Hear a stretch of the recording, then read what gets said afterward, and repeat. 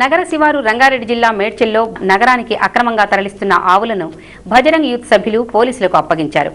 ఆదిలాబాద్ నుండి డీసీఎం వాహనంలో నగరానికి తరలిస్తున్నారన్న సమాచారం మేరకు భజరంగ్ యూత్ సభ్యులు రాత్రి నుండి కాపు కాసి బుధవారం తెల్లవారుజామున డీసీఎం వాహనాన్ని పట్టుకొని పోలీసులకు అప్పగించారు.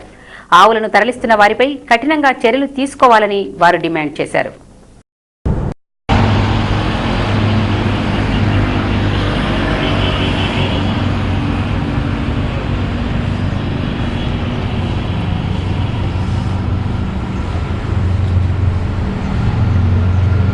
యువని కార్యకర్తలు ఈరోజు గోరక్ష ఆధ్వర్యంలో పట్టుకుంది డీసీఎం.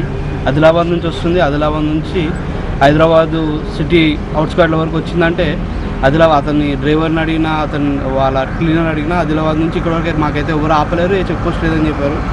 మేము ఆపితేనే ఆపారు తప్ప ఏ పోలీస్ వాళ్ళు కూడా ప్లస్ మేము 10 గంటల నుంచి తిరుగుతున్నాం కానీ ఎవరు పట్టించుకోవట్లేదని మాకు అనుమానం వస్తుంది.